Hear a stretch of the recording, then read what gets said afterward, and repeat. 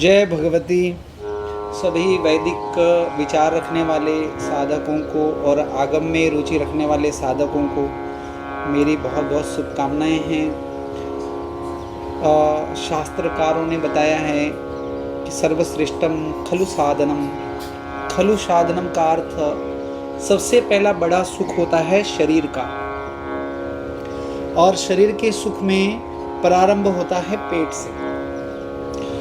तो यदि मनुष्य के जीवन में अगर जो आहार का अगर जो संतुलन नहीं बनता है तो मनुष्य जो है वह बहुत विक्षिप्त हो जाता है, डिस्टर्ब हो जाता है। इसके लिए प्राचीन काल के अंदर में ऐसे बहुत से उदाहरण हैं कि एक साथ में अगस्त्य ऋषि ने समुद्र पी लिया था। दुर्वासा ऋषि थे, वो एक साथ में 1000 लोगों का भोजन कर जाते थे। भीम के विषय में बताया कि उसको जहर वाले लड्डू दिए गए थे, तब भी वो हजम करके गया था। तो ये सब हमको मिथक लगते हैं, कहानियाँ लगती हैं, लेकिन वास्तविकता में कहानियाँ नहीं हैं, ये संपूर्ण सत्य है। हमारे शास्त्रों में विविध साधनाएं बताई हैं, उसके अंदर में एक साधना है वृकोदर साधना। यह वृकोदर साधना पूर्व काल में, प्राचीन काल में कराई जाती थी। यह वृकोदर क्या है? तो वृकोदर के विषय में वास्तु का जब आप निरूपण करते हैं या कोई भी व्यक्ति वास्तु पूजन करवाता है, उस समय अगर जो ध्यान देगा तो 84 वास्तु पदों में एक वृकोदर देवता के रूप में माना गया है। वैसे तो वड़वानल, शनि इत्यादि का नाम स्मरण करने से भी हमारा हजम हो जाता है भोजन, लेकिन यह वृकोदर की साधना बहुत अच्छी साधना है और ये भीम ने की थी। वर्तमान के अंदर में यदि वृकोदर साधना आप करते हैं तो दावे के साथ मैं कह सकता हूँ कि आप 3 दिन का भोजन एक साथ में कर लें और हजम भी हो जाए, और 2 घंटे के बाद पुनः आप भोजन इतना ही कर सकते हो। यह वृकोदर साधना का चमत्कार ही है। यह वृकोदर साधना करने वाले को प्रारंभ में 4 किलोमीटर पैदल चलना, जिसको रुकना नहीं है, अनवरत ऐसी आदत प्रारंभ करनी चाहिए। धीरे धीरे वह 5 किलोमीटर तक बिना रुके जाए और आए। उसके पश्चात वो 4 किलोमीटर दौड़ के जाए, दौड़ के आए। अगर जो यह साधना का पहला जो है, यह प्रारंभिक मूलभूत सिद्धांत है। वृकोदर का मंत्र जप करते हुए वह व्यक्ति जाए और प्रातः काल सवेरे उठकर स्नान किए बिना ही खाली मुंह, बासी मुंह 5 बजे 1.5 चम्मच त्रिफला चूर्ण का प्राशन करे, त्रिफला चूर्ण खाए। यह अनवरत 12 वर्ष तक साधना की जाती है, जिसमें यह 12 वर्ष अगर जो साधना करता है व्यक्ति, तो व्यक्ति की आयु जैसे थम गई है ऐसा हो जाता है।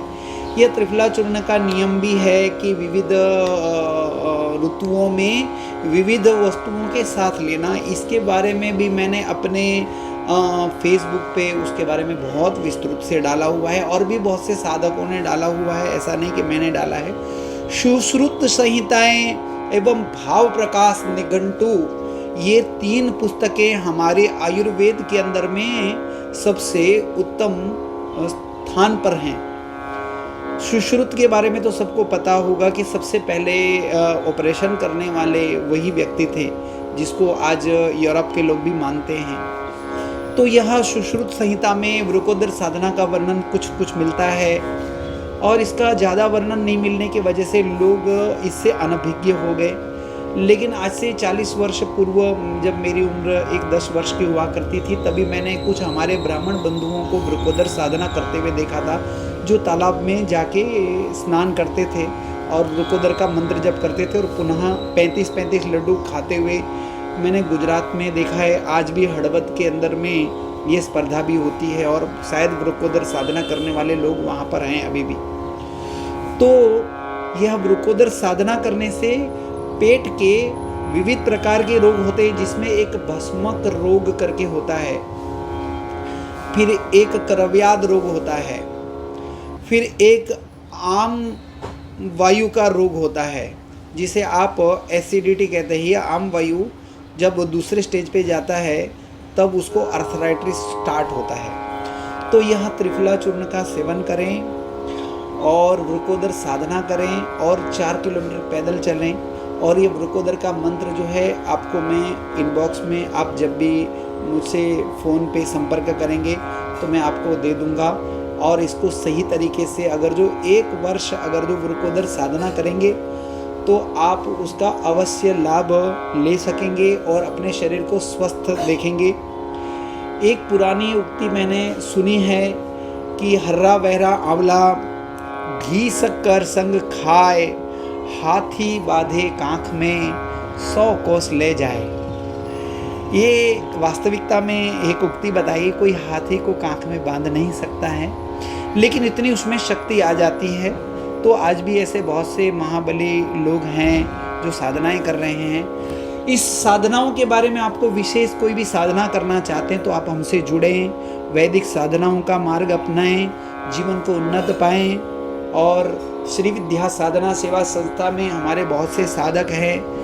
और जैसे महाकाली साधना के विषय में आपको हमारे रोहन जी जयराम, काल भैरव साधना के विषय में मयूर जी पंडकर, और बगलामुखी साधना के विषय में अनिल भानुशाली, ऐसे हमारे बहुत से साधक हैं। शिव साधना के विषय में आपको अनिकेत सुमन, ऐसे हमारे बहुत से साधक हैं जो मार्गदर्शन कर रहे हैं। उसमें मातृत्व के भी एक पक्ष है हमारा, जिसमें श्री नीरजा मिश्रा इत्यादि हैं और भी साधिकाएं हैं जो आपको मार्गदर्शन सदैव करेंगी।